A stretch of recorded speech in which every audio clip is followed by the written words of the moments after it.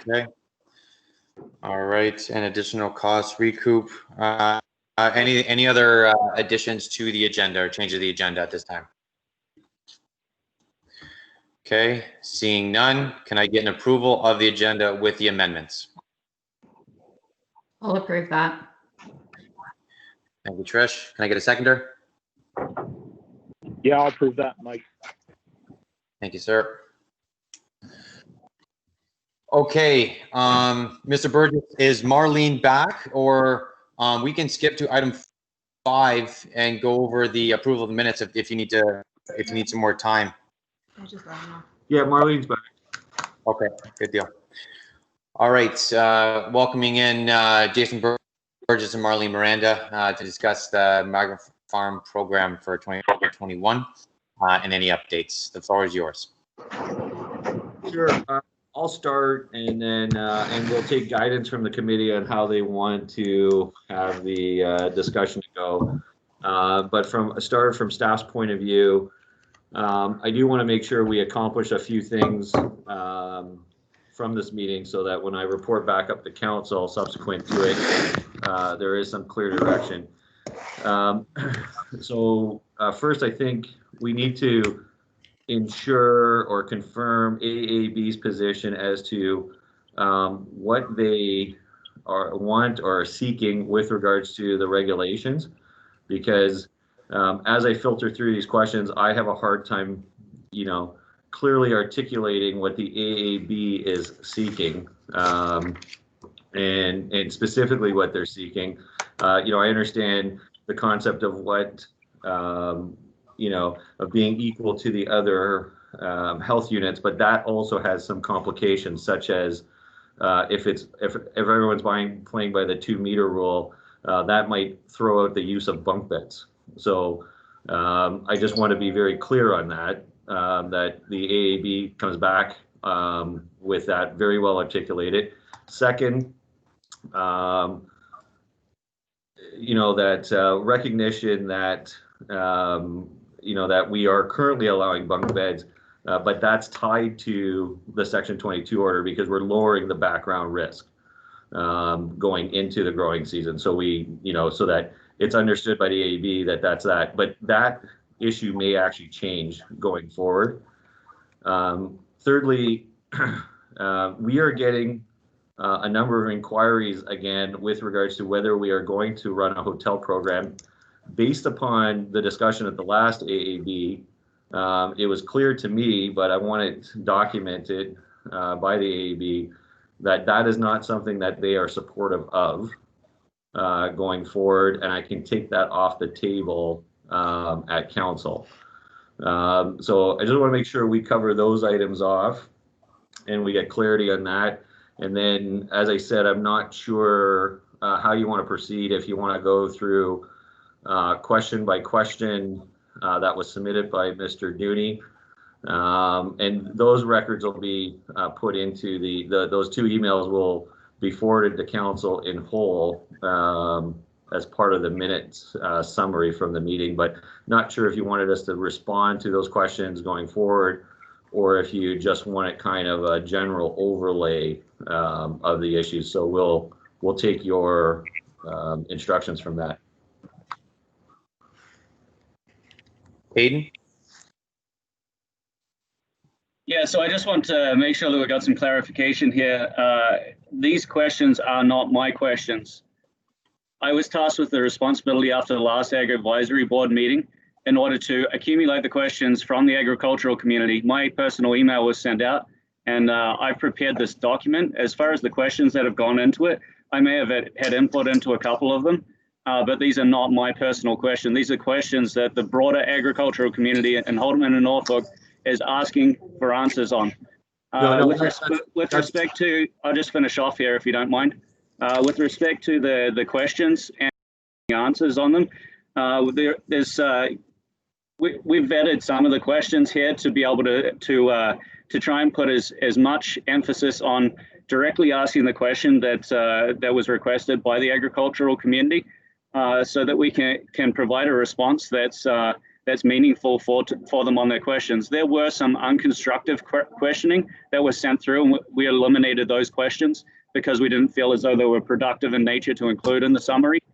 But any questions that had any merit towards asking or validating anything, we put into this analysis. I think what you've mentioned there is, hey, if you want one thing, but we're prepared to give you another, you're going to play them off against each other. I really feel as though your approach on that, Mr. Burgess, is very threatening, and I don't particularly appreciate the response that you've just given to what I feel as though is a very well prepared document here, incorporating all the questions that the agricultural community has in regards to the hotel program. I'd like to address that later on in the meeting under one of the other agenda items that I put in place there at the request of the chair at the start of the meeting in order to discuss that item further. Fair enough. Well, I thought I made it clear that we were entering those questions in as the AAB submission from your email. So if that was misconstrued, I thought I was clear with that we were taking the emails, the 2 emails that you sent to us as the AAB questions, and that would be forwarded to council as the minutes from the AAB. So if that was misunderstood with what I said, I apologize for that, but I thought it was clear. Yeah, for clarity, this is not my questions. This is not the Ag Advisory Board's questions. This is the broader agricultural community's questions that they have presented through myself to the Ag Advisory Board to get answers on. Correct. And that was a point of the exercise, to get the entire sector's input. And with 33 responses all within a 40-hour window, there's clearly a lot of interest in it. And so this was a put through that was organized by the Ag Advisory Board, and then submitted on behalf of the agriculture stakeholders. Thank you for the clarity, Mr. Chair. So in terms of specifics, Mr. Burgess, in terms of hotels and bunk beds and whatnot, this document here is a working document, and that was the point of this, is so that we can you can understand where the sector is coming from, the industry itself is coming from, and then how is their how is input being circulated coming up the figurative flagpole. Ms. Fournier. Yeah, I was going to just comment that I saw this as we had a whole bunch of farmers that were unclear as to what was going to happen next year, and they need to make decisions as to whether they're going to continue growing or what changes they need to make on their farm, and time is of the essence. So what we were doing is just trying to get a very clear picture for them, so that they know what the rules are going to be. And I understand that there are federal and provincial guidelines that could come in and derail all of this, but at least we have something for them to go on. So thanks to Hayden for accumulating all of this. And we did look at it as an Ag Advisory Board to say, okay, are we missing anything here? Are there any additional questions? Are the responses clear enough that we feel the community will understand it? And I think our role here as a team, not just the Ag Advisory Board versus the health department of the county, and this keeps feeling to me like a negotiation, and I don't think that's what it should be at all. I think this should be a broader discussion of everybody looking at all the important aspects and coming up with the best solution we can for Norfolk. So, I think there are some questions here, and the curtains, or walls versus curtains are one of them that's going to present some challenges. So why can't we work together to come up with some solutions that might meet the health objectives and also help the farmers to continue to be able to farm? So that's my perspective on this. Thank you, Trish. The floor is yours, Marlene and Jason. So do you want us to go question by question or just an overview? For the priority, if you can figuratively rank it by the priority sticking points that if we can say no, there's no budge to the loosening, that'd be great. Going through all points might be aggressively tedious, but that is also up for debate from the other members of the Ag Advisory Board. What are the key questions that? Sure. Maybe instead of us picking and choosing what we think are important, maybe if you guys identify which ones are most pressing for you, and then we'll address those questions. Okay. Well, one of the key would be the use of barriers in lieu of 6 foot, and what does where does the health team stand on the use of physical barriers? If there is included some sort of like a weekly or a daily check off that it is clean, sanitized, and whatnot, where does the health unit stand in looking at that? And also not again, we appreciate and everyone appreciates the use of bunk beds, but is it one or the other? So on the barrier question, I'll start, and Marlene can have the more technical answer. So barriers would have to be full wall barriers. And once you do that, then you have building code, fire code items. Additionally, on some of the pictures that were provided in that summary, it looked like it was probably in violation of the other regulations from the federal government with regards to migrant worker items as far as total square footage required. Barriers need to be permanent structures, not curtains. Curtains are actually have the exact opposite effect, that it actually traps and will actually spread the disease more rapidly. Mm-hmm. Curtains are only used for privacy issues, but not as an effective barrier. And if you take the guidance from the feds and the province, the guidance document that you referred to, they have an inverted triangle as far as how you deal with the regulations. And the first and most important part of that triangle, and that's why it's on the bottom end or the top end, is the 6 foot physical distancing. That is the top priority, and then once you go into that, that's a trade-off on you're increasing risk as you move down that triangle. So the public health position is 6 feet is the important part. We may consider walls, but that brings in a whole other regulatory regime that we'd have to review at that point in time. Second question with regards to the bunk beds.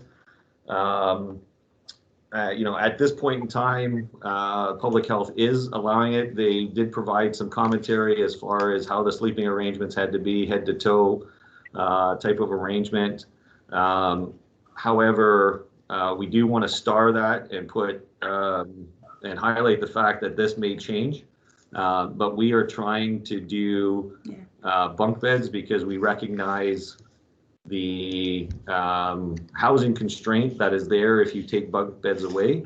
But on the surface, bunk beds are not 6 feet separation, and there's not a permanent wall between the two. So it flies against the written provincial and federal guidance at this point in time.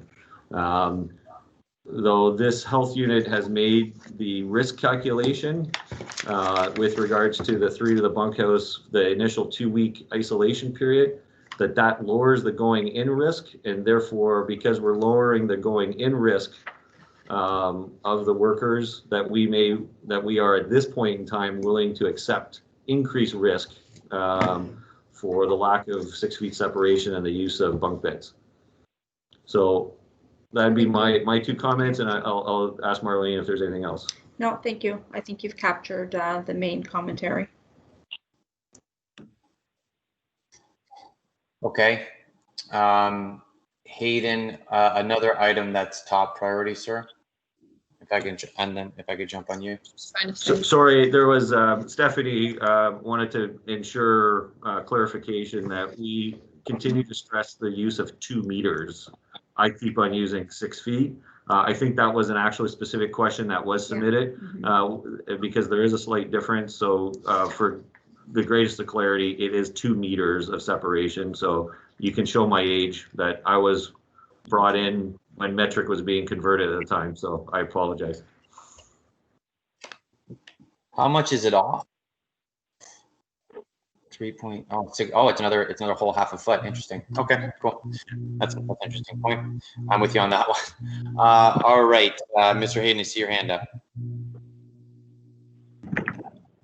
Yeah, so we're just I want clarification on this. So at the moment, we're saying we're using bunk beds, but it might change. I think what we're doing at the moment here is planning for 2021. And at the start of putting this document together, what the information was that we'd received from the health unit and yourself, Mr. Burgess, in our last meeting was that barring any changes to provincial or federal language, that we would be giving growers information and answers so that it was transparent and so that they could organize for next season. But now we're saying, well, the bunk beds might change depending on other things. So I think what we need is it's important with this document and this information feedback that's going back to agriculture to be perfectly clear and transparent, because this is about planning for next season. And what they don't need is too many variables in that.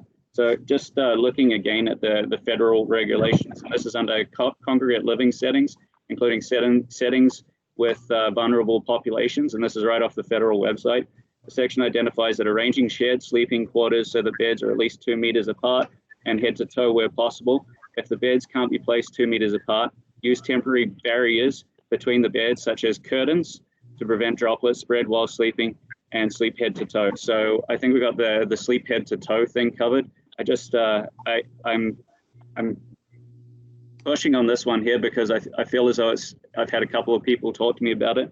Was a response item that in total we had 8 individuals that asked questions about dividers and sleeping arrangements, and it has a significant impact to the amount of capacity that we would have in bunkhouses going into this season. So I think it's a very important one that we make sure that we get it right and answer it accurately, and plan on barring any federal or provincial changes that we give an accurate answer and stick to that. Yeah, so the intent that we're on the record for is that Shanker is allowing bunk beds. For the next for this growing season upcoming. Yeah. But if there is specific guidance from the federal or provincial government that is more restrictive, Shanker will have to be obligated to take the more restrictive guidance at that point in time. So, and as everyone knows on this call, the feds and the province are reviewing rules. So at this point in time, we are allowing bunk beds. And if something changes, then, we will be in the same boat as everybody else, that we will do that. But at this point in time, Shanker's risk mitigation strategy, he recognizes the constraint that we have in total footprint and the requirement that bunk beds are part of addressing that physical constraint, and he's allowing it. I just can't guarantee what the feds and province will do in the next few months. So, that's the best guidance we can give at this point in time. As far as the federal documents that you quoted, you have to read that whole document in completion, right? And it's, there are other elements in that document, such as the requirement for frequent professional cleaning and all those other items. So you can't just take one element out of that document and say, well, it's okay in that document. You have to read the document as a whole.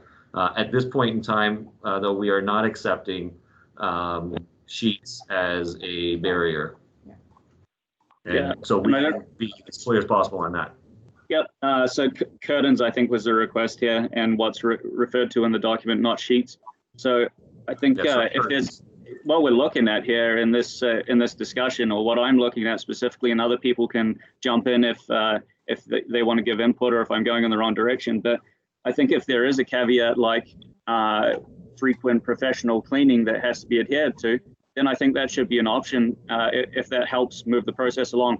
Please don't just answer no because we've made a request for barriers to be used, temporary barriers. I think what we want to do in this document, and this is why it's a working document and a discussion document, is we want to talk about further details that might need to be added to procedural information or to information that's provided to agricultural operations so that they can take advantage of temporary barriers if they so wish to choose to do for this up and coming season. I think that's the real intent, is to make sure that we explore all options here and provide those to growers.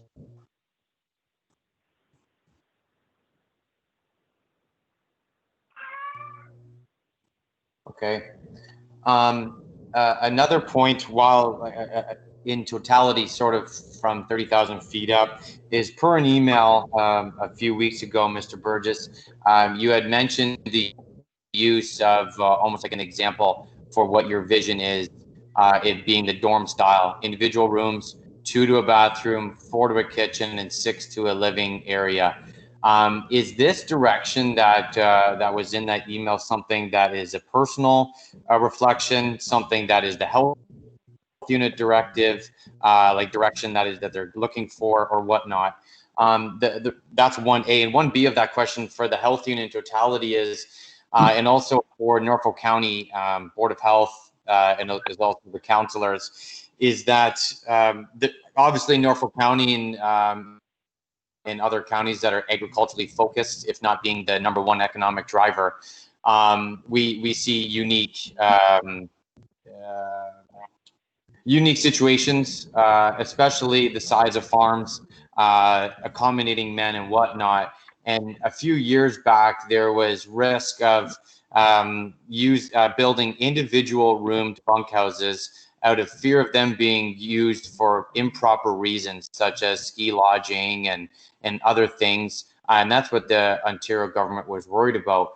The tangent that I'm going down is also Norfolk County Council willing to work with the agriculture community to almost potentially try to, again, try to update what the modern farm looks like in terms of septic, in terms of size of farms, how a 40-acre farm is drastically different than a 200-acre farm and whatnot, because all of this comes into septic, all of this comes into building, and all of this comes into what a bunkhouse post 2020 is going to look like. Well, to answer, I think you had a couple of questions in there. I think when I spoke with regards to an example, I said, we can't judge what the feds and province will do. I pointed to, if I was, I've always said that this is something that the AAB should be on the forefront of lobbying the government to set the standards. I pointed to a live example in Windsor of the new bunkhouse standards, and that's where those examples came from. I also correlated that to other best practice examples that are going on where the province would accept it. So, and that's why I pointed to university dorms. As that's how I would, if I was going forward to lobby for new construction standards, I would be moving to those types of standards. Because if you continue to move to the bottom end or the minimum standard, you have a greater risk exposure of not being successful on that. So I would move to the standard of, for example, a university dormitory. If the new standards for university dormitories are satisfactory for kids to go to university, well, it's probably likely going to be satisfactory for these critical workers in the supply chain. So that's why it is. But we don't have any further insight into what standards will be approved. But if I was, as I said, it was my viewpoint that if you're lobbying for it, you would move to, you would look at what the best practices are going on in agriculture right now. And we thought the Windsor example was that, and we correlated that to the to the university example of that, and that's so that's, you can call it personal, you can call it non-official, but we look at what best practices are going on, not just in the agricultural community but in other sectors. Your second question of updating the rules, yeah, I think that is something that we would look at. We recognize that the way the rules are written doesn't take into account current or modern agricultural methods, the size and scale of the farming currently, and even how long people are living in bunkhouses today than they were, years ago. It's almost a 4-season operation now where, when some of these bunkhouses were designed, it wasn't actually designed for that. So those, we are in agreement with all that stuff. And I don't liberally, dedicate resources to things because we have very limited resources today. But that is something that we would put some resources to support efforts in lobbying for new standards. I hope I answered all your questions. No, for sure. And just so that the follow up with that is that if best practices are going to be understood for any size of farm, and the liters for septic is calculated based off of fixtures, and if we're going to be going off of 2-man per bathroom, that is an excessive amount of additional fixtures, which obviously increases either the MOE, increases septic costs and whatnot. So I just want all of that to come into consideration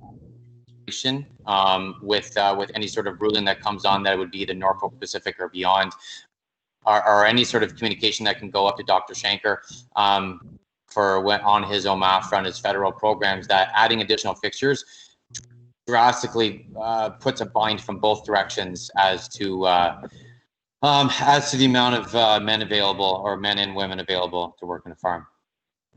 Trev? Sure. Yeah, I was just going to say that, are we talking about having additional fixtures and bathrooms being available for next year? Because I don't know how practically that's going to happen. I mean, it's hard to get contractors for anything right now. And we've had farmers in here before because of the septic issue. And there was one large farmer that, when the regulations changed, where the health department wasn't okaying the fire safety anymore, this gentleman's bunkhouse that he had been using was no longer passed once it went through the building and fire department. And so he was wanting to rebuild. The problem he ran into was that it was going to take a year for him to get an environmental study done that was required for the septic. And in that case, the health unit said that he should use the portable toilets as an option. And I see that was one question that was asked in the farming community. And I know that was asked by an asparagus farmer because they need their workers for a very short time.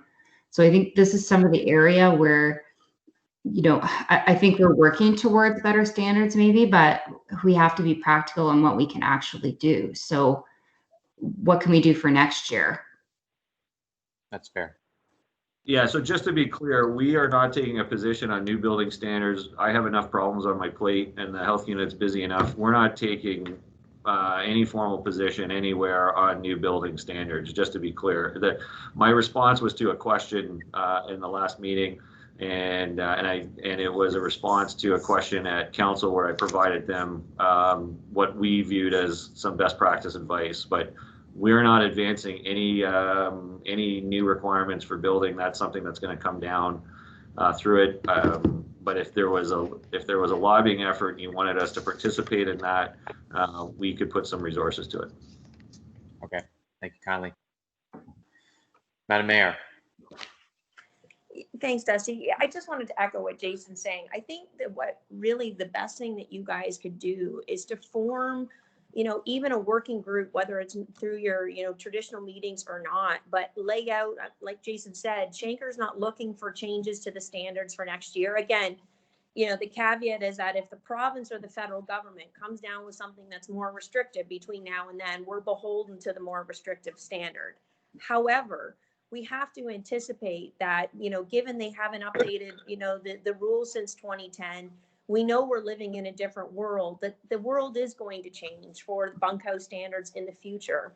So wouldn't it be really a great thing if we got the ag community together to say, here's our short-term plan and here's our long-term plan. This is how we envision all new bunkhouses could be grandfathered. I'm just saying this hypothetically, just put together a plan that we could present to the province and to the feds. All new bunkhouses will be built to this standard. And within this standard, you could include some of the changes you want to see with the septic systems and so on. Let us try to lobby for that for you. But then, say within whatever practical measure, we'll start to phase out these old bunkhouses over the next so many years. I mean, we all understand you can't do that overnight. But what I think is, given our strength, our agricultural strength here in Norfolk, this is where we have to start working together to accept that the changes are coming from the province and from the feds. And wouldn't it be better for us to be the one that presents a solution to them, both short term and long term? And I think that's where, all these questions with septic and moving in the future, you guys need to work together and put something together. I'm actually having a meeting with a couple farmers tomorrow that have approached me about, the same thing. Like, they want to build new bunkhouses. They want to understand what's going on. They're not going to build it to the old standards. So, it's the same thing I've said to them. Like, put your vision for the future, together so that we can, present that to the province before something is handed down to us that nobody likes. No, for sure, absolutely. And I think that was with this document being an organic and living document, is that, okay, where off of the plethora of now the 29 points and beyond, where is the health unit at, and then where is the farming community at, and now let's build our baseline, and now let's work up. And that is the ultimate vision of this program, is to get something that we can communicate both back to the stakeholders and send forward facing as well. 100%, I agree. Well, I think for next year, Shanker's made it clear that, that the 3-man rule, regardless of whether people like it or don't like it, support it or don't support it, he's not changing, his course on that. So still staying the same way, but as a result of, like, Jason talked about, it's Shanker's theory of burning out the virus on arrival. He's still going to allow bunk beds, even if some other municipalities take a harder line. He's not allowing, curtains. There is that 2-meter separation, but he's doing these things. So really, other than that, nothing's changing for next year, because they understand that you guys can't make the changes that fast. But that's not to say, again, now is the time to start preparing that short-term and long-term plan. One for new bunkhouse construction, how that's going to look, so nobody wastes any money building something for next year that, isn't going to meet the standards 2 years from now. And again, how, you can phase out some of these other structures over the coming years. Mm-hmm. Ms. Fournier. Oh, sorry, Dusty. I think I just didn't lower my hand from earlier. All good. I've had in the past seeing Councillor Columbus's and other numbers hand. So if anyone please has their hand up for an extended period of time, just let me know.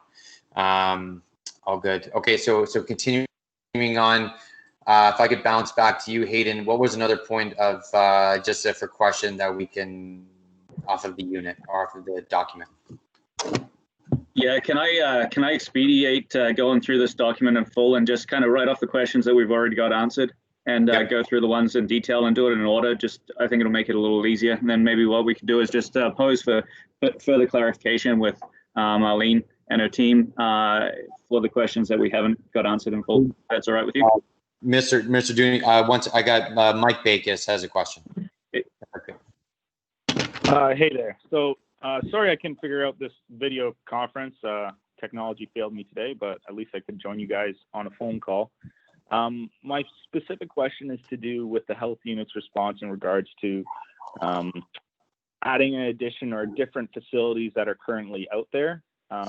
So in regards, and probably this is a pretty specific example, a neighboring farmer, he has a centralized kitchen and washroom facilities and showering facilities, and around it, it's kind of like a barrack style for living.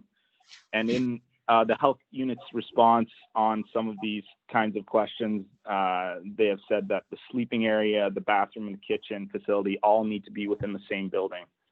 And he's obviously very stressed about this this idea that it has to be in one building when he's kind of built a facility for 20 or 30 guys with kind of the sleeping quarters and living areas on the outside, and then the kitchen and washroom in the center, but the buildings aren't attached.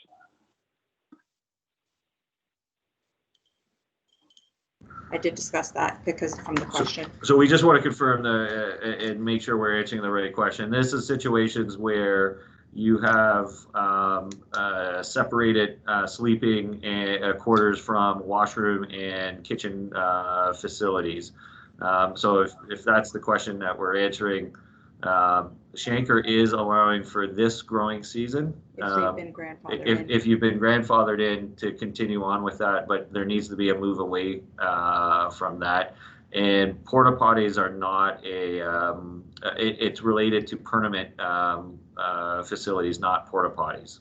So if I may clarify, it's Marlene. So if there's anything, any additional bunkhouses or any type of accommodations that are presented in your plans to do either the self-isolation plan or in the inspections, we will not accept the separate corridors. However, if they currently exist and they've been grandfathered in, we'll accept them for the growing season. Okay, thank you. Okay, Mr. Dooney, back to you. Yeah, so just a point of clarification on that one. So for the growing season and moving forwards, if they're grandfathered in, or just for this next growing season that you'll accept those facilities? Just for this next growing season. Yeah. Okay. Mr. Chair, I'm going to start from the top here. Will bunk beds be allowed? The health unit has answered yes, with caveat that it's head to foot and foot to head. Sorry, just for further clarity, just so everyone knows, there is a court case outstanding on bunk beds. It's a court case levied against the Attorney General of Canada, and bunk beds are one of the specific items listed in that, and so that's where some of the hesitation comes from, because that court case is working its way through the federal court system at this time. Yeah, so what we've done is we've said here, barring all federal or provincial changes, the health unit is willing to accept the following. So when I'm presenting these, I think if we just take it on the basis of barring any federal or provincial changes, we're fully understanding that that there could be provincial or federal changes that may come up that would affect how we're answering these questions. But from our local health unit's perspective today, barring any federal or provincial changes, these are the comments that we've had back. I think if we look at it from that perspective here, because we're going to run into that instance a lot. So how will the 2 meter stipulation be measured? Yes. Just for greater clarity, we'd agree with that. We'd also add the caveat, unless there's specific orders measured on a specific locational basis. So for example, if there was an outbreak at a farm, Shanker may order that, during a period of time that bunk beds can no longer be used. So it might be site specific or situational specific coming through that. So just to add the clarity to that. So just a different way to look at this as well is going into the 2021 season, what will growers and farmers be allowed to do? Going into the 2021 season is how we're looking at this. We understand that there will be those exceptions as well, and thank you for the clarity. 2 meter stipulation, is it from bed to frame or from pillow to pillow? And the health unit's answer is it's from 2 meters from bed frame to bed frame. That was clear. If the beds are positioned foot to end and end to foot with a 1 meter, between them, is this acceptable? The health unit's previous answer was that they're asking for 2 meter of separation from bed frame to bed frame. So the answer in that one is it would not be acceptable. That's clear to agriculture. Will the 3-person rule continue to be applied by the medical officer of health? The answer from the health unit is yes. That was clear to agriculture. For the quarantine, will the health unit still require that houses are flagged off? It is unclear as to why this is required. For farm workers, but not Canadians, workers have expressed that they find this unnecessary and offensive. Health unit's response: the outdoor areas need to be clearly demarcated so that individuals in self-isolation residents do not interact with individuals on the farm or in adjacent self-isolation residences. That was clear to agriculture. And there's specific federal guidance on that one for all Canadians. On it's in the federal guidelines. There's a specific handout for use of outdoor spaces. Has to be on your own private property or balcony. You cannot go and enter anybody else's property during the quarantine period. Thank you. What if COVID-19 was to end? Are we going back to the same rules and regulations as before the COVID-19 pandemic existed? Response from the health unit was both federal and provincial authorities are reviewing the temporary foreign worker program, and that there may be further requirements for this program. Just to reiterate here, to rephrase this question, I guess, if COVID-19 was to end, are we going back to the same rules and regulations at our local health unit as before COVID-19 pandemic existed, barring any changes from the provincial and federal requirements? I think what we're hearing here is no, we're not. And I think we need to make that clear to farmers that there will be a transitionary period of 1 year, which is what you've mentioned to us just now. There will be a transitionary period of 1 year, but there will be a lot of changes to the way that the local health unit interprets qualifications for seasonal farm worker accommodations. Will temporary dividers... I don't believe we're saying that, but just to be clear, if COVID... We don't know what we don't know. Yeah, if COVID-19 ends, we'll reevaluate at that point in time. It just, I think there are rules out there that were created that we would have to go through to evaluate what the next new normal would be. So it's a very theoretical question, and I don't think we're going to be out of this in the next year. But I would just say that if there was a magic bullet and everyone took it tomorrow, things will change. We just can't quantify exactly how that would change. Understand.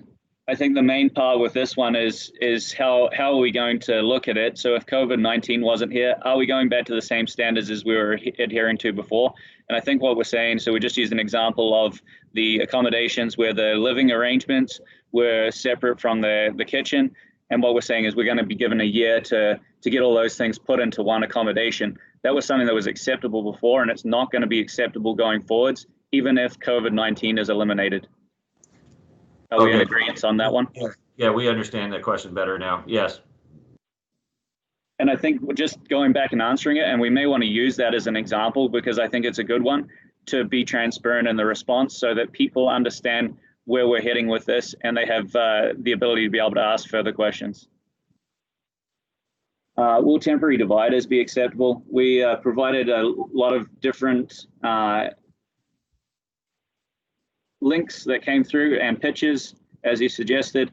On that, there was a lot of feedback on temporary dividers. Basically, what I'm understanding as of right now, and Marlena, if you could correct me on this, that no temporary dividers will be accepted by the health unit, period. Is that correct? No matter what reasoning? That is no. We will allow temporary dividers as long as they're in keeping with the current federal guidelines of the 80 square feet, etc., and they're in keeping with building and fire code. So it's not that we're restricting them. There is some ability, but there's parameters around that. I will reconfirm though that curtains or any cloth type barriers will not be accepted. So from curtains, I had the example here just thrown at me in conversation, and it was, hey, we have a friend that's down in I think it was the Niagara area, and they've set up welding curtains that are used as a temporary divider. So from a sanitary perspective, they're able to be cleaned and wiped down. And then also from a fire standard, they're not able to catch fire. If we're going to have these sorts of discussions, how are we best to have them? I understand that you had mentioned that Mr. Burgess was coordinating with building and fire to try and get a better understanding of some of the items that we've got in this questions and answers template here. But yeah, what's the best way forward so that we can get some real good examples of temporary dividers and have them available for the agricultural community to consider when we provide this feedback?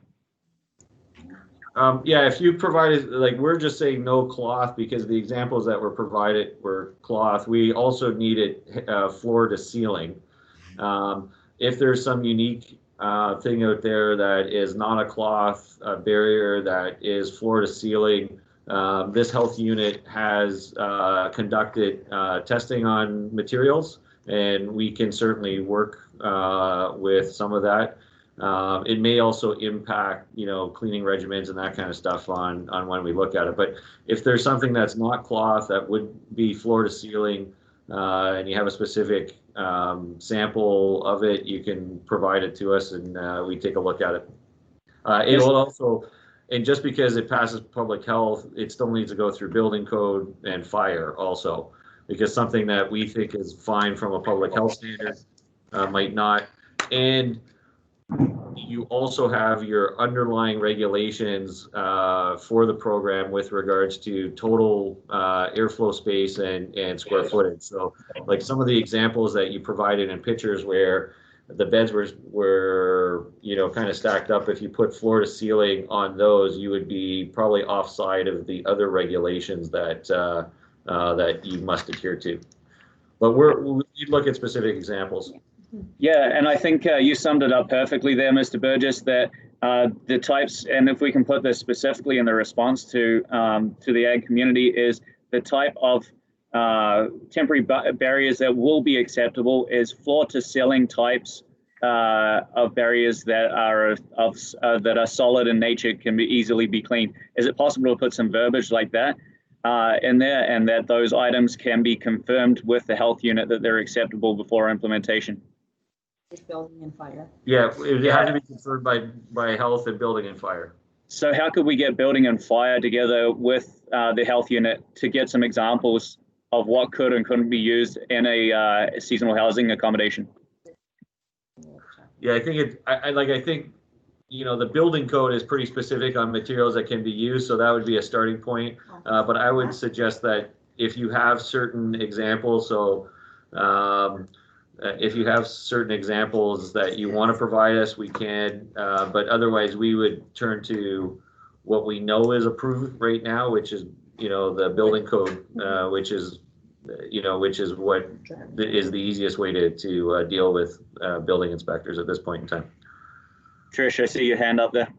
Yeah, I was just going to say, can we make a little quick committee that could come up with some examples for growers? Because I'm just picturing growers are going to have a million questions. Well, does this work? Does that work? And that's going to put a lot of stress on the health department and fire department to answer all those individually. So if we can be a bit more proactive and come up with those examples, then I think we would help everybody out. Yeah, I just think like the building code itself is fairly defined. And I think if the base answer is going to be, if it's not allowed in the building code, it's not probably going to be allowed as an example. So like, if the concept is I'm going to go to BD's Basic or Staples and get, plastic dividers and create a wall that way, that's not going to pass fire or building code inspection as a permanent structural wall. I think they'll find deficiencies. It's being used in locations as temporary, but not as a building form. But we can certainly get, like what I would say is if it's not prescribed in the building code, then it's probably going to be an uphill battle to get that through. And, and it's not like it's not impossible. We may be able to get it through, but we would, we're not going to go, I don't have the resources to go out and look at things that are off building code to provide potential other options outside the building code for that. If there is something that you guys have found out through your networks that you may want to try, flip it to us. We'll give you a quick response on whether we think it'll pass code or not.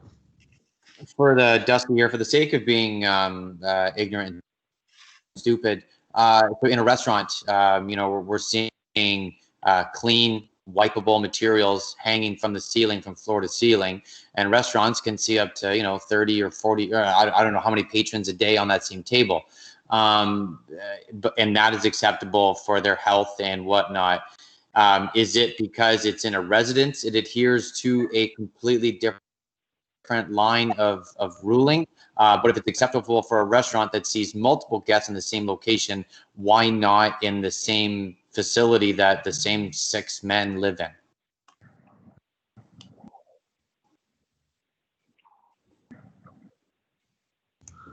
Yeah, sorry, I was on mute when we were responding, so I apologize for that. Yeah, Dusty, you hit it on the nail. There's a difference when you're living and sleeping in an accommodation versus conducting business, during business hours, so that would be the biggest difference.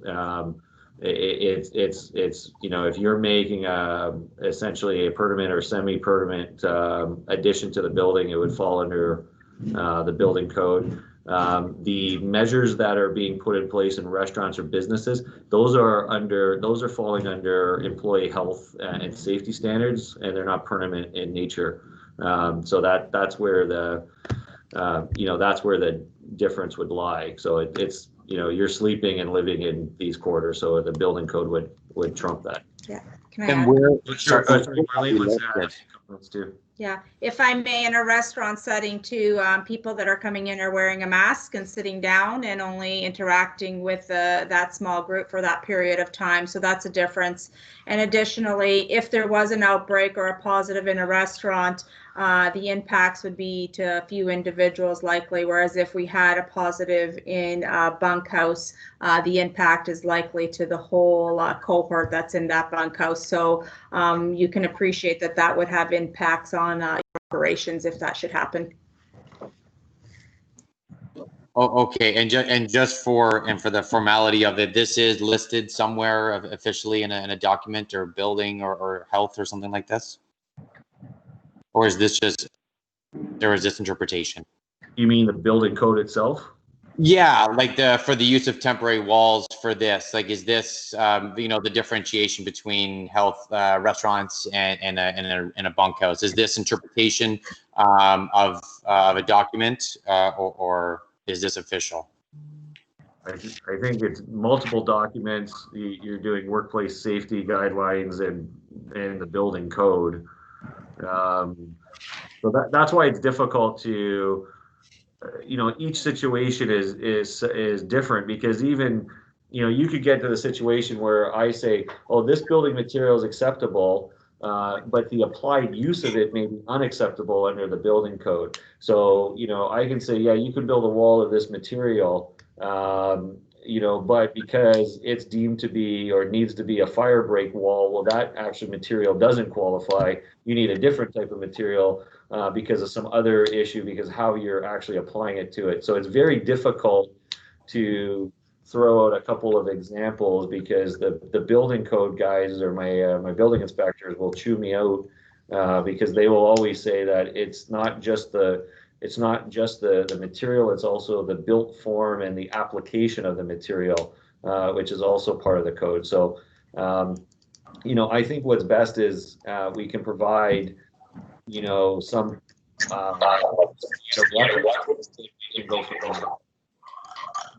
For sure. I think that you can respect why the ag community is confused. I mean, myself included, when we go into a restaurant and we see that, but people coming in and out with masks, I understand that, but not for the same 6 men that live and work together. But I digress. Anne, I see your hand up. Well, yeah, is there any way we can get the building department involved in this? Like, this is a pretty critical issue and needs to be addressed. Like, people are going to be modifying their bunkhouses, right? We need to know what's acceptable and what's not. Like, can there be like a smaller task force on this? Well, so you guys won't like my answer on this, but one is I don't have enough resources to pull off my inspections that are required on the bunkhouses for this next growing season to begin with. Two is we can provide some limited support, but anyone who's developing property, there's a requirement that building inspectors don't give building advice. They're the enforcement agency. So any developer who comes to us to say, well, can you help me, design and build my building? We don't provide that type of service. Like we're, so we can't assist in the design and then also be the authority to inspect and potentially deny the design. So that's why there's always a separation. When developers are developing, they bring their own architects, their own construction companies, and we inspect the work. So that there's a reason why those lines are divided that way. But, and to be clear, at Board of Health, we have significant constraints on our resources at this point in time, and I need to deploy building inspectors for the inspection of bunkhouses for the migrant workers that come online. So, I would have trouble realigning resources for something that's not immediate at this point in time. Okay, thank you. If I could just add a comment to that, I think farmers understand your pain, Mr. Burgess. They've been realigning resources for the whole growing season, and I think it's been a real challenge for everybody here to get through what we've faced this spring and summer. So definitely, from my perspective and from many others' perspective, I think we understand your pain.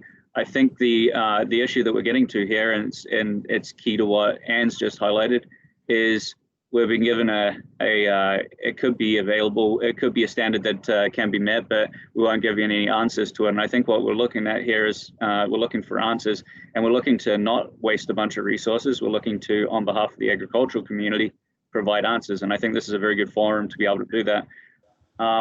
One thing that I look at here listening to you talk is we're talking about permanent versus temporary. What we're asking for here is temporary dividers. I think what we're going into here with looking at the building code is we're talking about permanent dividers. And I think the two of them are two separate things. If we're talking about a temporary divider, is it not removed from complying with the building code?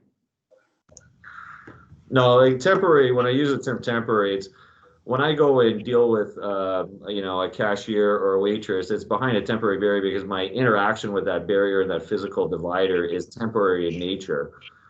If you're putting up like your worst case scenario is you have a bunkhouse fire and you got a bunch of plastic melting and it's ill designed and ill conceived and people get hurt or they're not allowed to exit it. So when you're putting it into sleeping quarters, it needs to be building code compliant. And what I was just trying to say is some of those temporary materials that are being used would not be building code compliant. But I think your first line of defense is separate by the 2 meters. I was going to say 6 feet, but 2 meters. Separate by the 2 meters, as just as every guidance document is there. The first part of the triangle is physical separation. That's what you should be focused on. And then you move into the other ones. And if you're moving into the other ones, my advice, I don't want to be cold or come across this way, but hire your own construction experts to provide you advice on how to meet building code standards when you're doing redesigns of the bunkhouse. You can't look to us as to be your construction managers. Okay, so I think the answer to that then is temporary dividers will be accepted providing that they meet health unit sanitary standards and building and fire code. The county suggests hiring a private consultant in order to define what renovations may be necessary to be compliant. Is that acceptable to everybody? Works for me. Sure. I might be a little sensitive to the use of temporary, but you'd have to better define that. But yeah, I think you got the general gist of it. Okay. Marlene, have you got buy-in to that answer? I'm sorry, can you repeat that? Yeah, so basically what we're saying here is the use of temporary dividers, providing that they meet the health unit sanitary standards and building and fire code, and that the county suggests that a private consultant would be used in order to define what would be acceptable to building and fire in the in a redesign of a bunkhouse.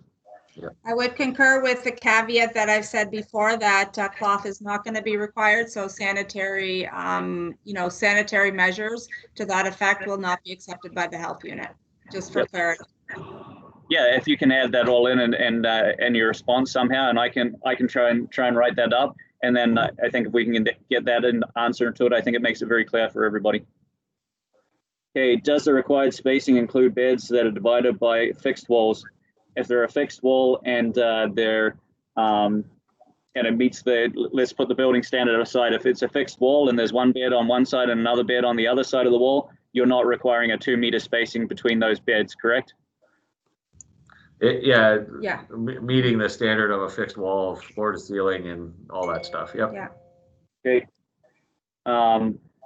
Where it's not possible to house the same number of employees due to space restrictions, but the same amount of people are using a kitchen and facilities, could they have the sleeping and living area elsewhere and just use the main bunk? So what that's talking about is putting temporary accommodations that are approved by the health unit in that don't contain a kitchen, for example. Can the primary kitchen be used as a part of that accommodation?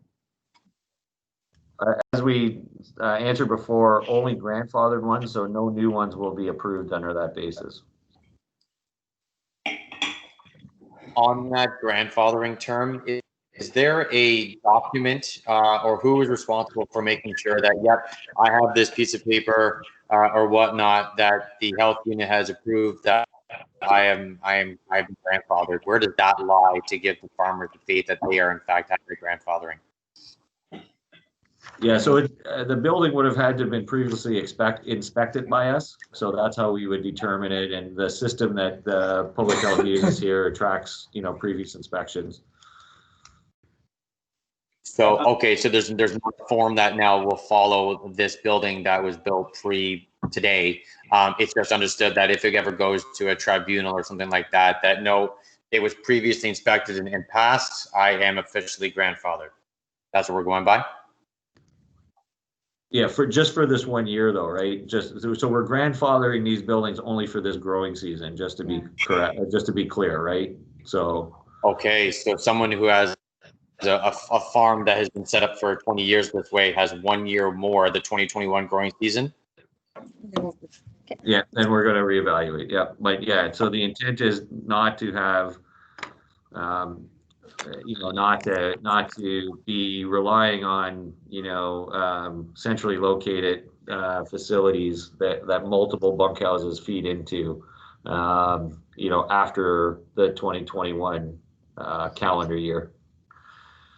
Dusty, can I chime in Absolutely. again? Yes, Ms. Mayor. I think again, it just goes to this idea, we don't know for next year, the following growing season, what's going to happen. It comes back to you guys get a plan together that can be sellable, right? So if you say, you know what, we need them grandfathered in again next year and the year after, because it's going to take us 2 years or 3 years to be able to make these changes, then that's something that could happen. We're just saying that what they're trying to tell you is that it's just for this year, right? We don't know what the following years are looking like. So it could be the same thing again the following year, but make a plan, short-term and long-term, on how to change it. Okay. Absolutely. No, thank you. And if that's something that we can write down, that's a really good point. Thank you. Okay. So one message that comes across when we're talking to people, there are a lot of people in the 50 to 60 year range, and I think this is a really important conversation to have, because some people are planning and looking at this now going, hey, I don't think I can adapt because I'm not going to be in this for long enough to be able to pay back the investment. So I think all these things, although we might not like the answers to some of them, I think they're all important questions to answer. So for exactly the reason that was just mentioned by Mayor Chop there, long-term and short-term planning. So if we can all keep this in our head when we're going through these questions as well, just to make sure that we don't need to answer any additional ones. If the operation builds additional seasonal housing, makes addition to bunkhouses, this comes down to the septic system. And I think, Mr. Burgess, you had an answer on number 10, if you have that in front of you. Sorry if I'm putting you on the spot. So Sorry. basically, Sorry. I have the same. So if I want to separate my housing out a little bit, I'll use the number 10. I have 10 people in my current bunkhouse facility, but I want to go and put an additional bunkhouse up, and it's going to have 5 people, but my total people is going to remain 10. So what the concern is if I start separating my bunkhouse like that, we're really looking at an issue here with septic capacity being reevaluated. Who and how do we need to talk to understand that further, how the septic system would be evaluated? Yeah, you'd have to go through planning and building for that response and how they're dealing and how they would deal with and essentially an additional building but no increased usage on the septic system. There would have to be some type of method to control from building's point of view. You know, how do they monitor that you're not overloading the septic system? But that'd be something for our CBO to deal with in our planning department. So we could forward that question specifically to them. It's outside my would I be able to put you responsible for answering that question for us on this questions and answers list? Yeah, Jacob can list it as a takeaway by staff. Perfect. Okay. Where the farming operations, so this is number 11 now, where the farming operations are adding additional house capacity, will there be an expedient process for building permits? And I think, again, you were doing some work with this to get some answers on that, Mr. Burgess. Yeah, and I'm going to say that we'll get some answers on it, but council wouldn't have to approve it. Like expediting a particular class of building permit has some challenges for us, not just from a resource point of view, but there'd be a question of fairness and bonusing to one group over another group.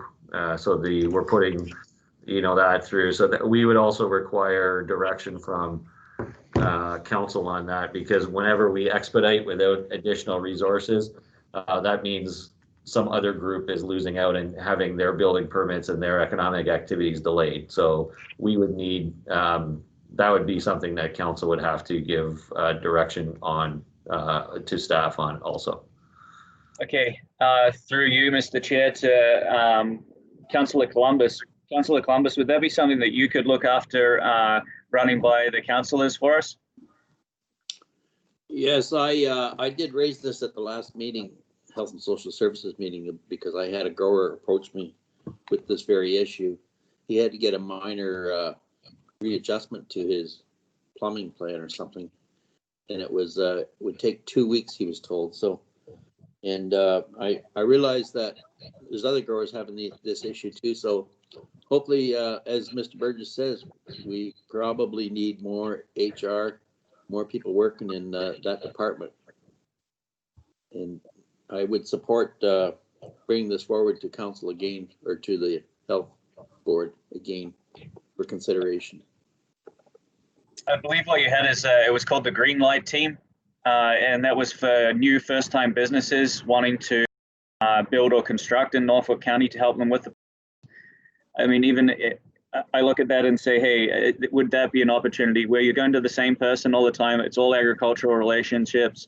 The person's asking very similar questions. They're familiar with ag, and would that help expedite the process? Not necessarily that we just we want to be able to jump ahead of the queue, but could we have a priority person to go to? I look at that as maybe an option here to help farmers with getting an expedited process in place, talking to somebody that understands what they're asking every single time.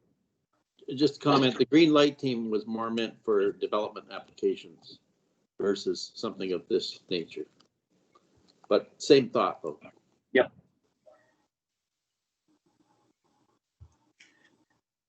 Moving forwards, to the health unit be following the provincial and federal guidelines, or will they be making additional rules? The local medical officer of health has the authority to issue orders to protect the health and community. That was clear to agriculture. And a letter, September the 18th, 2020, the health unit identified 2 new requirements, one for the logs, the other one for the 2 meter spacing, you identified that the 2 meter spacing was a federal guideline. You identified that the logs were a health unit requirement. That was clear. For seasonal housing facilities that are currently occupied by, but required an inspection for the LEMA application, will the health unit provide a grace period time so that the farming operation can make necessary changes when housing is not occupied? I think just putting two questions here. So there was one question around delaying the inspection. The other one is around, are you conducting inspections? And I think this is something that we need to just talk about a little bit further here to understand. I myself am in a position here where we've made application and we haven't received our inspection. I need people for March, and I've talked about other people that are in this position as well.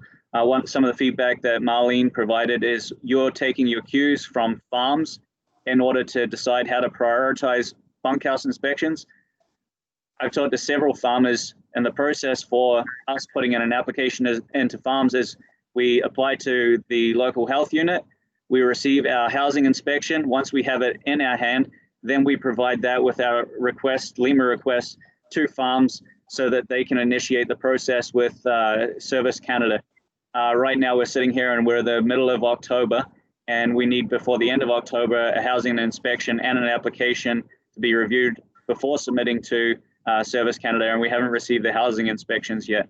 Marlene, I'm just wondering if you could comment to that further here. My concern is that in the direct communication with farms that we may be missing the boat here on some of the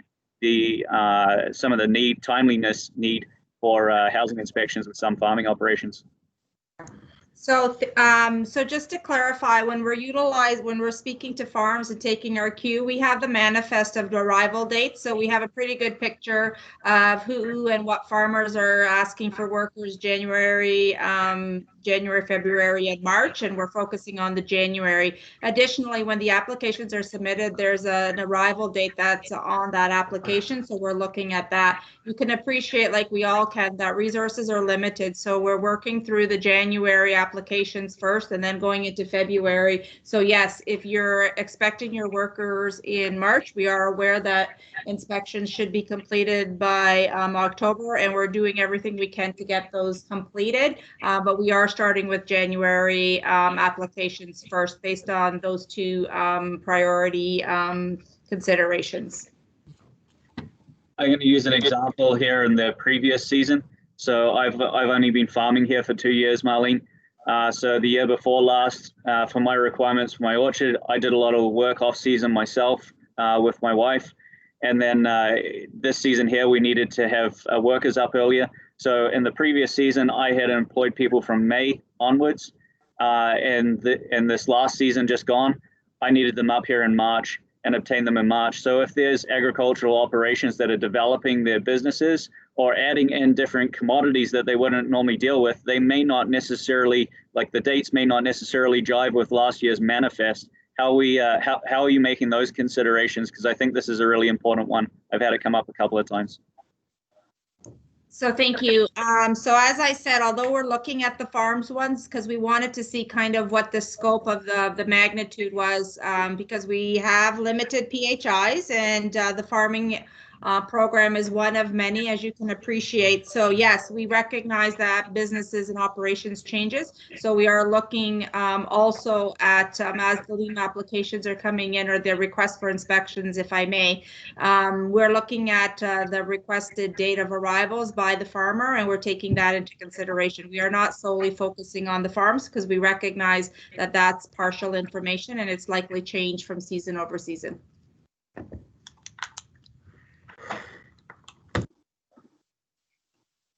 Sorry, Dusty, Mayor Chop has her hand up. If I could, Mayor Chop. Thanks, Dusty. Yeah, I just, I feel like this is being made unnecessarily complicated. Like if the health unit is looking at the list from farms, and you have a significant change to you're bringing in workers earlier, if you want to clarify that the health unit has that new, earlier arrival date, let them know. I mean, it's not that this is going to be every farmer that's going to, be facing that situation. But again, the resources are limited.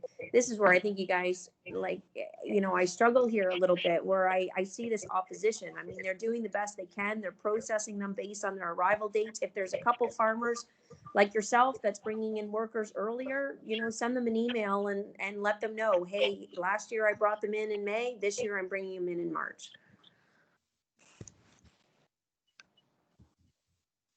Yeah, just to be clear, we also are relying on the new arrival dates as described. So we both have the prior year information and the new information for this year. So Okay. That wasn't clear in the questions and answers that we had written in this piece of paper here. So I think that's a really important one to put in there. And just to make sure that we're clear here, this is not an opposition item. This is an item to make sure that we do have that agriculture understands the right way to approach the health unit, to make sure that the health unit has the information they need in order to help them out, and also help the health unit as well with time management. I think we need to be very clear that this item here, if you have a change in your operation and you wish to have that acknowledged by the health unit, this is where you send it. And I'll be quite clear here as well, or quite upfront. I've made several calls into the health unit, and I returned. I have the in because obviously Marlene and I are in communication, and Marlene was able to help me with getting the information that I required. I think there's other farmers out there that might be making calls and not receiving calls back, that are wondering if they're following the correct process. So I think we just need to make sure that that's highlighted what the correct process is. yeah, so just to be clear, you know, I think there is a resource constraint. We've made that crystal clear. Agriculture is one industry that we deal with. There's multiple industries that we deal with, all facing economic items. And it's not a time management or, you know, we field and we track all our calls. We field a number of calls a day. It'd be almost mathematically impossible to respond to the calls. And it's not a time management issue. It's just we are allocating our resources to the highest priority needs.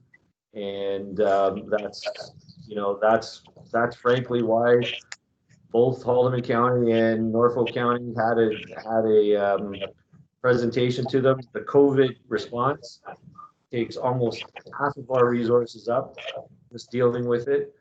But we're still obligated to do a bunch of other work. The one thing I would say is one of the challenges we are facing is we do have a number of people putting in, lobbying in multiple calls on the same issue. And if we can't hold, like, we don't have that system that, you know, that other businesses have that says, you know, you got a 2-hour wait, or you got a 2-day wait, or you got a 3-day wait. We may need to communicate that out to farms, just so that, because it just bogs down the system further and it's not productive. So we may put some additional information out on that. We'll contact you within a certain period of time. It's something that we're working on. We're not sure exactly how to roll it out, but we might do that. Yeah, Mr. Burgess, just to make sure this isn't me being critical, I understand the labor constraint there, and the time management thing was they're trying to prioritize. That was my only reference to time management. Is I understand that they're very, very busy. They're more than just agricultural operations that they're dealing with. I understand that completely. It's just which way is the best way to direct the question, and maybe that's something that this document here can help with, if by communicating the answers. Send one email and send it here if your operation has any information that they wish to share. If I could, Dusty. Yep, I see Mayor Chop's hand up. So just to make a suggestion, Marlene and Jason this question was directed specifically on how we're prioritizing inspections based on the arrival dates from farms. The concern was that, what I'm understanding from you, Hayden, that some workers may be arriving earlier than they did historically, and whether or not that has been updated information has been provided. So would one thing to make this easier for just this particular question, we've got Councillor Columbus, that's the representative on the Agricultural Advisory Board. If a farmer has a newer arrival date this year than they did historically, and they want to verify that new arrival date has been passed on to the health department? Could he not be the point of contact to just say he then can reach out with, 5 or 10 all at once to, Stephanie, and say, hey, do you have this list of new dates? Does that not just make it easier for that one simple? Yeah, we're working on a system there that will give some, when we receive the application, we'll give a targeted time frame for the inspection. We're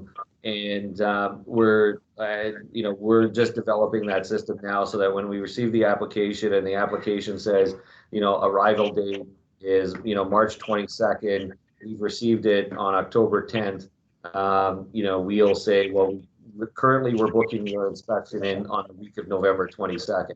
But we just haven't developed that system quite yet because, again, it's a resource priority issue that we're working on. So we are trying to undertake something, but I don't want to commit the team to something that they haven't actually dealt with. So, but we'll try to move forward with better clarity on when you can expect the. I understand that. I'm just suggesting in the interim, if Hayden is concerned that historically workers arrived in May and this year they're arriving in March and he doesn't know while the health unit is prioritizing those inspections until such a date as we have a new format for this, would it not just be better? I mean, I think the concern is that an email, because we are flooded with questions, that an email with something of that importance where you don't want to miss a deadline or a date, gets lost in a handful of other emails and other calls. Maybe that's where utilizing Councillor Columbus just for that particular, hey, I just want to verify they've got the right date for my guys in the system until you guys have a new plan in place. Yep, sure. If I could on that, I'll let. Chairman. Yeah. Yes, sir. I'll let you speak for yourself. Yeah, because that's a lot of responsibility, but you can speak for yourself, Councillor. Well, I'm happy to do it then if you'd like. If you want to forward the changes and dates to myself, that's no problem. I have a simple way to do it. The health unit has all the emails of the 204 members who use migrant farm worker in Holloman and Norfolk. I would suggest that they send out the email to indicate what the situation should be, and not one individual. Well, the other thing too is that the health unit is aware that like the LEMAs for the Farms and Service Canada for the 2021 arrivals, especially for March 21, we're due September 31st. For February 21, they were due by September 30th, and January 21, August 31st. So as long as like, and that was in the email that was, I'm sure you're privy to this, but I sent back in at the beginning of September.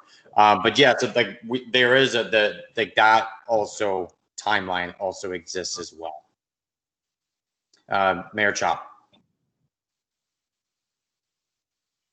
No, nothing else to add, Dusty. Okay. Just trying to provide a solution to what seems to me like a simple concern here. For sure. No, I really appreciate that. Honestly, thank you. Yeah, just to be clear, Dusty, we recognize the fact that we are behind on those dates.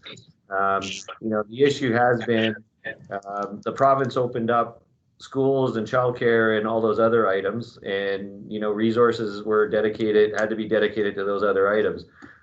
So we are behind from those timelines. But I just want to make sure we don't kill ourselves on a problem that may not be there. We are working through it. We are doing it in date order. Farms is aware. And Farms is aware. So if your application is in, we are doing it by date order. And so if you've made a change to your operation and you need someone in earlier and you've made the application, we know the date order of that, and we are working through date order. What I can't do is we can provide to this committee what dates we're working on currently, maybe give you an update of where we are on a percentage of our schedule.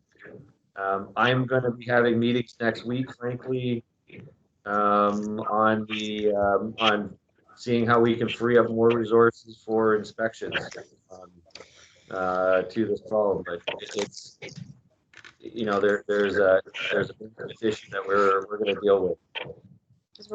We're behind on all inspections, not just farm inspections. Yeah. So Marlene's made a good point. Just to be clear, we're not just behind on farm inspections, we're behind on all inspections. So whether that's a restaurant inspection or daycare inspections and those Laws, everything. For sure.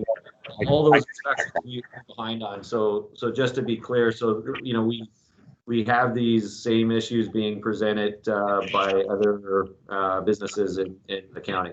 Yeah, Service Canada is habitually slow, as I'm sure you are all aware. So missing key fly-in dates is a huge economic impact if there's anything to be held up or whatnot. And that's all I'm vouching for as well. On the cost, bringing in, like you're talking about inspections and rolling out, trying to get some more resources. Part of the Tuesday Board of Health, kind of my understanding that there is an idea being floated, transitioning from single site cost versus each unit incurring $101 cost. Is that what is going on with this? Sorry, I'll answer that question. I just want to, there is a strategy, and I'll be very transparent with you on the strategy too. One of the things that we will be potentially taking to council, and we're doing it internally, is we may move to prioritizing food chain product inspections first. So if the workers are required for farms that are not producing food, so if they're producing tobacco or ginseng, we may reprioritize that internally to align with the provincial funding and the priority for food chain security. So just want to be transparent with that one. With regards to the $101 fee, as you know, Haldimand County did provide a motion to Norfolk Council. Norfolk Council did put a motion on the table, but it was deferred. The $101, the Haldimand motion was essentially to obtain full cost recovery for these services for inspections and other things that were required for these programs. $101 fee, and the fee is based upon a per address basis, not on essentially linked to the actual workload that would be required, is nowhere near cost recovery. So we will be looking at sending that information to council to look at the structure to become more aligned with cost recovery. The benefit for the farm community on that is if there is more cost recovery on that, then we can more easily go and expend costs to hire inspectors and PHIs to essentially put more resources to it. So it is something that we will be working on and going back to council in short order, both council and the Board of Health in short order. Okay. And just for the sake of also, is that, well, two things. Or if there is, I'm just going down that road. If there is a increase in cost or whatnot, will this bucket that will not be filled back up, but will these increased revenues that are taken in be direct hires for the agriculture community, or will this just be back in to be disseminated throughout? Well, you can't have if I have to hire an additional fire inspector, the fire inspector can't just be solely dedicated the whole year to ag. But what it does do is provide that incremental financing to put more resources on it. And it justifies the additional hire.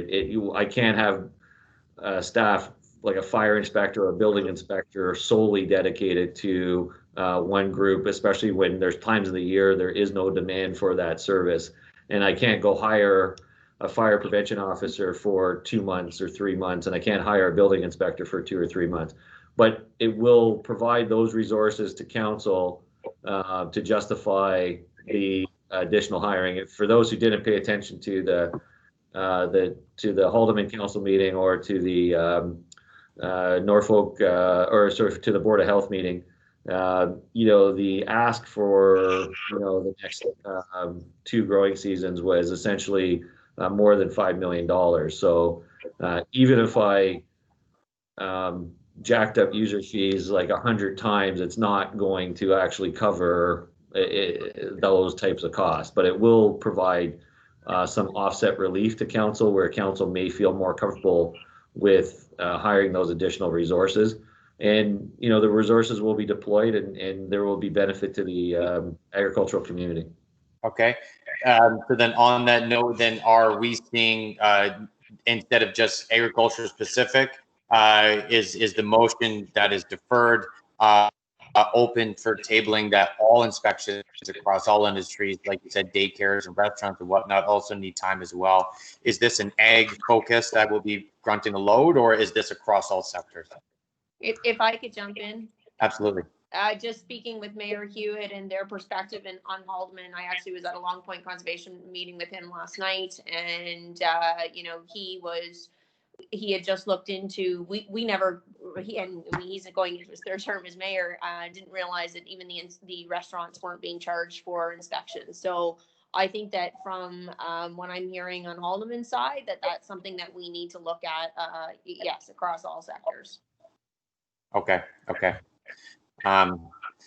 Sorry, and then sorry, just for greater clarity, there is a difference in if it's a public institution, so like a public daycare versus a private business. And I think that's, you know, there's an issue of subsidizing private businesses that are there. So for some daycares, they're public institutions, but if it's a private daycare, it's slightly different. So just to be very clear on that, but on a side note, during this budget process, frankly, all our user fees are being reviewed because, so just to be clear, it's not just, you know, this one issue. There's a budgetary pressure that all user fees for everything will be reviewed.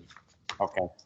And on that last note, this is a very light note, but I don't know a single farmer that is a price maker. We are price takers. We unfortunately can't just increase the price of goods to accommodate this. So these are things that are absorbed, and then we can't just increase the price due to one thing. So this is just referring to Mayor Hewitt's comments, just increase the price of apples or blueberries or strawberry plants. Unfortunately, it's not that simple. I just want to, just as a very light note, that's all I have on that. Now, if I could, I have to leave in 20 minutes. So Mr. Vice Chair, Hayden, if you could keep rolling, I'm going to stay on. I'll keep on, but I leave at 1 p.m. Okay. Yep, let's blast through. Okay. Yeah, actually, if we could try to target a close at 1 p.m. We're already kind of rejuggling a little bit here, so if we could try to target that, we'd appreciate it. Okay. 17 is where we're up to now. The current per person space requirement for seasonal housing and the health unit reminded us that will remain the same. It's not changing any. How many cubic foot? I just copied and pasted the exact requirements from the standard that you'd sent me there, Marlene, and I think that would be acceptable to you. I didn't know that. That was on. I'm sorry, Hayden. It's just a matter of that we're just reiterating the cubic feet required for the sleeping area. So 18, health unit's response was occupancy calculations will remain the same. All I've done is just copied and pasted there out of the standard for the response to the agricultural community so that it's very clear. It will remain the same, and this is what it is. Okay, yeah, sorry. Yeah, we just, there's no change from our point of view. Sorry about that. Perfect. 25 person of bunkhouse able to be partitioned. Best to get conditional approval from the building department on that. That was clear to agriculture. Will the quarantine period, so this is 20, will quarantine period in 2020 still be the same? At this time, the quarantine is a federal restriction and continues to be 14 days. That was very clear. For the recent requirements of farms to maintain a visitor log, is this just for visitors and for seasonal housing? And I think just where this mainly is being questioned from is people that have farm markets on farm where the seasonal workers, seasonal agricultural workers don't participate in any of the market on farm. They're looking at it and they're not currently required to take a log. It would be a mass log. It would be a lot of administration time. And I think what they're looking for is clarification that the log needs to be kept for the areas that the seasonal agricultural workers are located at when people are visiting, i.e. their residents, and not for their on-farm retails or wholesale markets. Marlene, are you able to clarify on that? No, you don't. I guess I did speak to that at the last meeting. The reality of it is that contact tracing is how we contain any form of outbreak. So, you know, in restaurants, in different businesses, we are logging or there are being requested to log who comes onto the farm. If you should have an outbreak in any of those areas of business, we're still going to do the contact tracing. It just takes longer and it's more challenging to contain. So the best practice is to ensure that you have a log that is easily accessible to the health unit so we can respond quickly and efficiently to contain it, and we know who's interacted with who and conclude that outbreak as quickly as possible, and more importantly, reduce the spread. So it is best practices to carry the logs. Many businesses, i.e. restaurants, are being mandated to do it, in spas and all of those things. So any business really should keep a log, and definitely we want a log of everyone that interacts with the farming community. So contractors, if an electrician goes into a bunkhouse, we want to know. If you have irregular workers that come and, you know, support the workforce on a given day, we want to know. We want those logs. Again, it's really about best practice in assisting with the contact tracing. So I guess I would ask what the reservation is in keeping it a log. We do it here at the health unit and in our different departments. We're not asking for an in-depth detailed. We want a name, an address, and a phone number, and that's all we're asking for. We don't want any more specifics than that. Yeah, and I think what the issue is from a wholesale perspective. So we've got some large veg and process producers. The guy pulls up with his truck at the back door. He visits the farm and he gets loaded and there's no contact with it. He's handed a piece of paper at the end and he drives out the driveway, and that could be happening fairly frequently throughout the day. I think that's the area that's more of a challenge, and they're going, hey, this is from their perspective, maybe an unnecessary step or a step that they don't see that adds a lot of value because of the exposure. So is there any exemptions to that, or are all farming operations required? I do see Trish has a hand up, and so does Anne. Yeah, I mean, I could speak to that because I did have a couple farmers ask me about that specifically. They're looking at it as they have kind of a farm market where it's a bit like a grocery store. So, and sometimes they're not even manned, right? So it's going to be hard for them to have people putting their names down, and they're questioning it, saying, well, if my farm workers go into the grocery store, they don't write their names down when they go in there. But my farm workers aren't interacting with anyone at my on-farm store, and there we need a log. So I think it's just confusion. Well, I think one of the issues is like grocery store, because of the size, ventilation, and their restriction in capacity. You know, there is a risk assessment on that. You know, this community actually, ironically, with a grocery store had, you know, if you remember back in the early days, there was a lot of hypersensitivity with regards to one particular grocery store because it was visited by some migrant workers, and if you remember the fallout in the community with regards to that. I think it's a business risk issue also. Like if I'm a business and I can't provide good, you know, contact tracing to public health, and you have to get into that situation where you're, you know, potentially saying on a broad-based basis that if anyone visited this location, please contact your public health. As a business owner, I would just take the log, because I think the business risk issue is pretty significant if it goes the other way. So because there has been situations in other health units where they frankly just said, if you visited this business between this date and this date, please contact your public health unit, and you can understand the reputational risk damage that can happen. So we can take this back if you want, but it is a best practice. I don't think we are going to change it, because again, contact tracing and early containment is the #1 defense against this. And but we can certainly log your concerns with this to council and to the Board of Health. Can I make a suggestion that all the farmers, because I thought this was a requirement, so I'm a bit confused on requirement versus best practice, but if it's a requirement to log everyone that's coming onto your farm, and then we say to them, and it's a very highly recommended that you also do this in your on-farm market, and then we explain this whole business risk, I think you might have a better uptake of farmers actually doing that.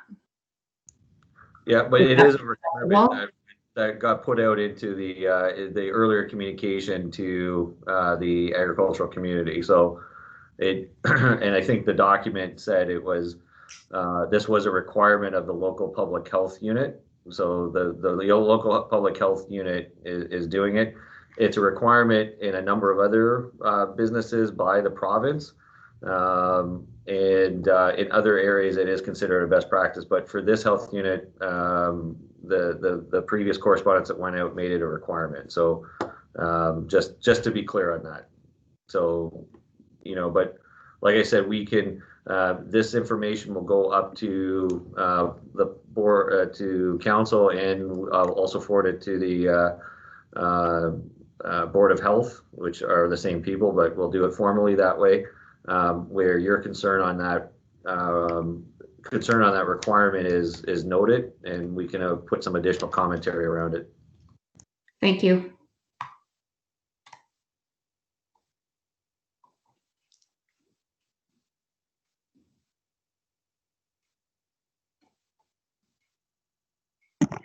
And you had your hand up too. I think Anne might be frozen, so we'll come back to her if she comes back online. 2 meters, 6 feet. We got that one answered. Hotel or camp, there's a question there on 29. I don't think we need to go into it there. It's just for further clarification. I got asked where the federal guideline is for that, Marlene, so it's in the response document. If you'd be able to answer that, that'd be great too. And then, Mr. Chair, looking for you for furthering the meeting.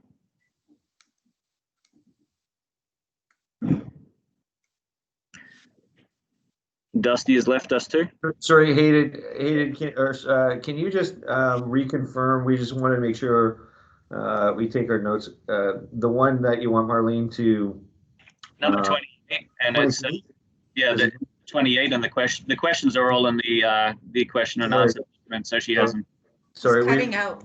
Yeah, you're kind of we have a bit of a weak connection. Every now and again, a word drops. We were trying to figure out if it was 23 or 28, so 28. Okay.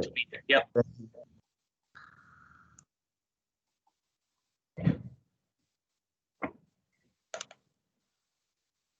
Okay, and I think Dusty might have left us here. So could you, Jacob, could you confirm that we've still got quorum here to be able to continue the meeting?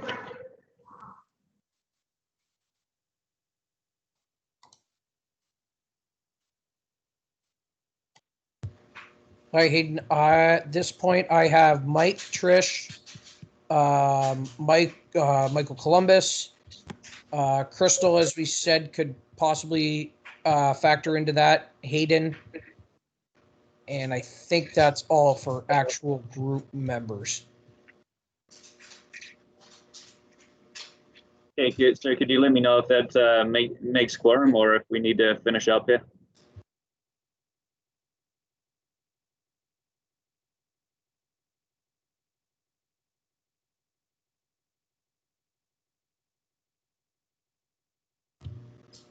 I think we need 6 and we have 5 at the moment. Okay, so what procedurally needs to happen, Jacob? That's a good question. I don't see any reason, the meeting is being recorded. I don't see any reason why, if there's more questions, that they can't be answered and we can provide, the video online to anybody interested. I would just suggest that we can't make any sort of, major changes to anything going forward, which I don't think is on the docket anyway. That would be my suggestion. I had a couple of items here that we were going to look at in other business, and if we can't put a motion forward on them, then there might not be a reason to have this conversation. We can push them back to a better time for everyone, would be my suggestion. Okay. So on the agenda, whereabouts were we up to? Just hang tight here. I'll have to bring it. Mr. Burgess, you asked a question here about a quarantine solution here, and I was going to cover that off later, but questions and answers wise, maybe it's a good point for us to get into that now. Yeah, I think it goes back. We just want to confirm your position on that, just so it's and something you can maybe forward to council. But I think you would need to be able to pass that as a board. And it wasn't intended that it had to be done today. It was just I think we need to just need to ensure your position with regards to the 2 meters and the quarantine item. And the other item was just we are, like I said, we are fielding calls from some farmers with regards to the potential development of a quarantine program. And what is the official position of AAB on that? So that way, when it does get raised at council, we can have a clear decision from AAB. Yeah, so moving forwards there on the questions and answer document, Marlene, to get those last few answers put into that document, realistically, how long do you think is it going to take? I wouldn't have thought very long.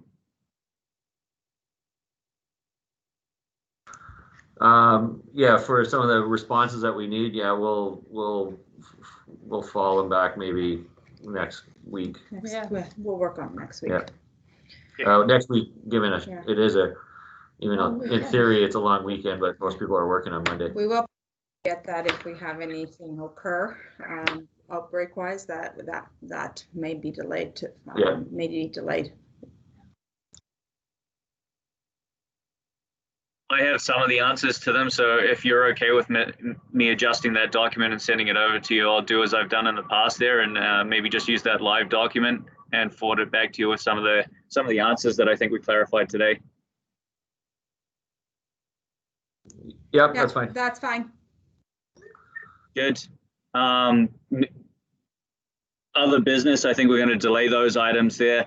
AAB tracking table, I think there'll be some positions there that the Ag Advisory Board in its whole needs to be involved with. So I think what we're looking at is any other business that people would like to bring forwards before, and understanding that we can't pass motions or give any direction on anything. Any other motions that anybody, any other business that anybody would have currently? Trish, I think you might be on mute. Anne just got back on the call, so I don't know if that affects our quorum issue, that you could go through your other business. Jacob, was it we needed one more person? Yeah, my power keeps going out here. I can only be on for another 10 or 15 minutes. That would be it. Yes, I believe you do have quorum at this point. Yeah, and we got 5 minutes to spare, so I think we just I think we're going to have to get finished up here for today, and which brings us on to the next one, meeting schedule. I think it would be good if we could bring ourselves back here in 2 weeks' time, Jacob. at that point, I think we're going to have all the responses back from the health unit. So unless the health unit sees and need to be in the next meeting, I would think that any questions that we have for the health unit are probably going to be answered at that point. Mr. Burgess, anything else that you would like to come back to in 2 weeks' time?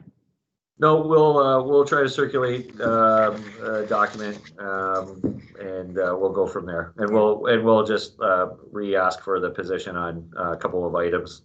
Just when you do have quorum, you can then deal with that. Perfect. So Jake, you'll just be dealing with the Ag Advisory Board members.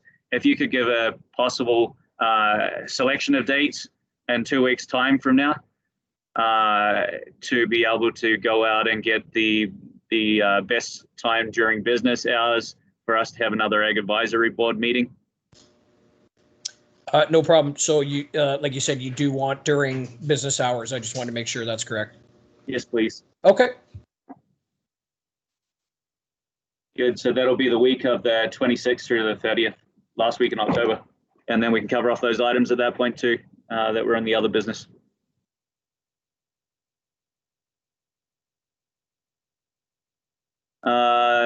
Yeah, unless there's anything else, I'll accept a motion to adjourn.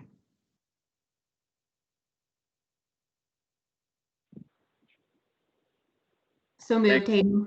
Thanks, Trish. And everybody else, health unit and Mr. Burgess, appreciate your time. I realize it's valuable, and I appreciate everybody having some input here today. I think we've covered off some important topics here in this questions and answers document, and it's going to be a very valuable item to get out to agriculture.